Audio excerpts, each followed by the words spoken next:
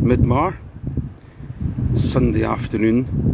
It's hovering on the 0 degrees Celsius, but the wind chill feels like -5. It's really cold, not quite snowing yet. And I thought I'd visit here because John had posted a couple of days ago about this stone, this standing stone, Blair, I think it's called.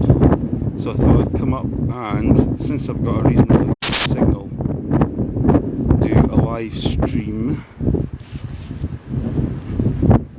with it. And there's been a few comments on what it could be, why it's carved in a certain way. But it is fascinating that it is relatively close to Midmar Stone Circle.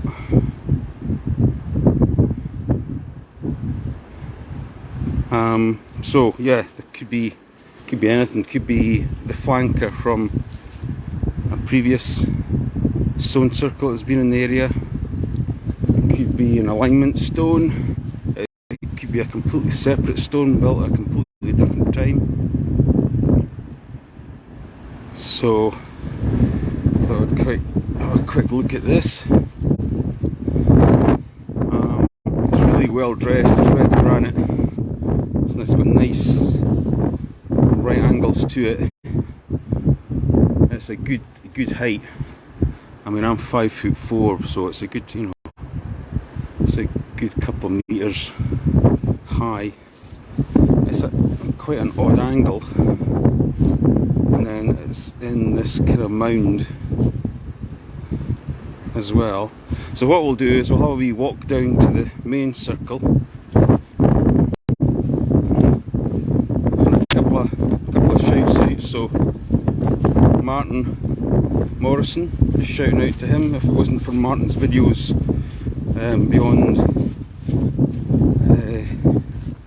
Caledonia, videos that he's got on YouTube, I'm not sure I would get into it, but Martin's videos got me into Recumbent stone circles, and the first one I visited was Tire Bagger. So that was a big shout out to Martin. Thanks, Martin. And a big shout obviously to John, who looks after the group and is a group expert, and interesting, the group's always growing, so that's a good sign. What encouraged me to join the group was it's a friends group, so quite tolerant of experts and novices, and I'm a novice obviously, so really enjoyed the group. Big shout out to Douglas as well. Douglas, who does all the 3D rendering, a lot of work involved in that, Douglas, so it's an excellent bit of work. I know you'll go, it's nothing, but it is significant, because it allows us to spin the models round about and look at them from angles that we wouldn't be able to normally look at. I'm just going to go to the church gate because there's the coarse fuel stone in the middle of the field, which is interesting when it's just in the field there. I don't know if you can see it. So yeah, that could be another alignment stone. So chilly here, apologise for the sniffing, but it is cold. And interesting, I mean, recumbent stone circles are always interesting, for us anyway, that's why we're in the group. But this one is really interesting because the church built around about 1820 or something like that, and the churchyard, and they decided to keep the circle, so here we are on a reasonably nice day.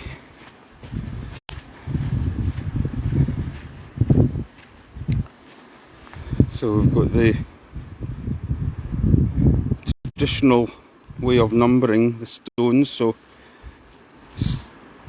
flanker would be number 1, recumbent number 2, flanker number 3, and then the stone circles numbered as they go along from that side, so 3 would be 4, 5, 6, 7 and 8. So let's start with number 8 then. So according to the Great Crowns of Stone, our kind of Bible if you like, or one of our reference books, this stone's been re-erected a number of times. Maybe because it's so close to the church building itself, maybe due to its construction or whatever. But it is a we'll get a red granite stone, quite tall, maybe just coming up to 2 meters, well dressed. It means like it's got good right angles. It's been deliberately carved. It's not just been dug up and placed. It's been deliberately quarried and shaped. So that's a really nice stone. There has been rumours as well. There's a few comments and a few other kind of megalith sites that sort of, you'd maybe guess that there's maybe sort of two or three maybe stones missing out of this arc. That they are maybe part of the church's foundations. Sounds a bit kind of hearsay, but Kinlair churchyard, just between Inverurie and Aberdeen, has a recumbent in the stone wall, so there could be some kind of element of truth. So nice stone on stone 8. 7, and interesting. I think there's a real kind of thing round about kind of the stone shapes being deliberate and the stone types being deliberately chosen. It's a kind of squat one, relatively well, again well dressed stone. 6, it's a relatively short one. Again, well dressed, small. Again, no idea if these stones were actually this size to start with, or a couple of carves in this bit.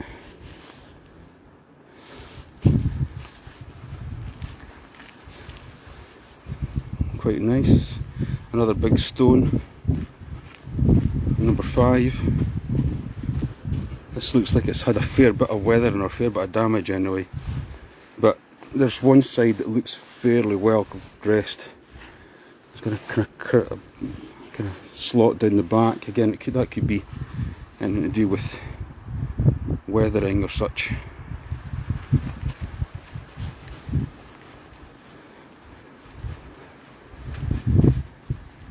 I love the stone. This site is obviously well kept because it's a churchyard.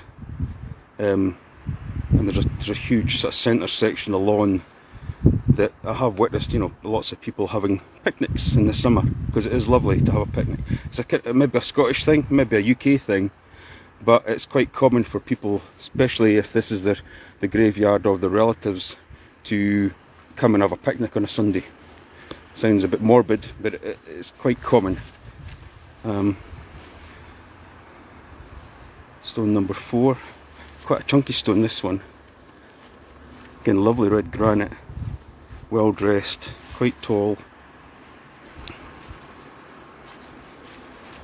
Have a groove out of that one. I think it's the Hatton of a Boyne, or Hatton of a Doyne stone circle. One of the stone circles has actually been carved out as a gate post, with it's still got the iron bolts in it. Certainly tire bagger was used as a kind of cattle pen for a while. So, and then we come to the recumbent. I mean, this recumbent is massive. This is a good, you know, metre across. It's huge. And interestingly, a really nice straight edge, button up against the recumbent, and a lovely curve coming back down the way, almost like Batman's cowl. Quite thick at the base, tapering up at the top. You never know, these two stones here might have been a bit like Easter Quartes, you know, support stones for the back of the recumbent maybe at one time, but they're certainly well embedded into the path. The recumbent itself's a massive stone. I mean, you know, old Keeg is one of the biggest recumbent stones I think we know in the group as being the biggest and heaviest, but this is no far off. And then stone number 1, this flanker is quite interesting, and it's like got a curve coming up on the inside, curve coming up in the back as well. But this is a chunky stone, a little bit triangular for some reason on this side at the base, but meets up with a flat face on the inside. And then there's the recumbent, and this has got a lot of graffiti on it. Sort of crisscrosses there, a date here. I think that might have been either a mason's mark or an ordnance survey mark. And again, sort of, I guess if you were back in the 1890s doing ordnance surveys for the first time with absolutely no technology like we've got, you're looking for something that's essentially not going to move to make a reference mark on. So that's what that might be, or it's maybe a mason's mark or something like that. But it is a chunky stone. I mean, it's a lovely stone, it's well kept. It's a lovely circle, it's well kept. What's really interesting, or what's more interesting about this particular circle, is that what's round this churchyard, don't know if you can maybe see from here, maybe past the bushes, is there's nothing around this churchyard. There's nothing but fields, woodland, the road, but there's fields on the other side. And it's this church and this churchyard could have been built in any direction, 50 metres down the hill, 50 metres up the hill, but they decided to integrate the stone circle. And not only that, they decided to keep the stone circle. For the size of the flankers and the size of the recumbent, you could imagine that they would maybe have got rid of the circle stones and used this patch of land here for graves, but they didn't. And it's quite common from what I've seen and what the rest of the team in the group have seen, that you could have removed these stones, dropped them, drilled them, popped them, made them smaller, you know, reduced them quite easily and built them into the dyke wall round about the church. But they didn't. They decided to keep it. So if we go on the assumption that this pattern of recumbent stone circle is as old as the carbon dated ones, so 4,000 or 5,000 years old, and then this church comes along maybe in the last sort of 200 or 300 years, it's really quite interesting they decide to integrate it. So, don't know if that was any help, but a wee experiment to see if we could use the live stream facility here. So, what I might do, since it's a nice day, I might pop along to Sun Honey and do the same there if I get a good signal. But apart from that, that's me signing off.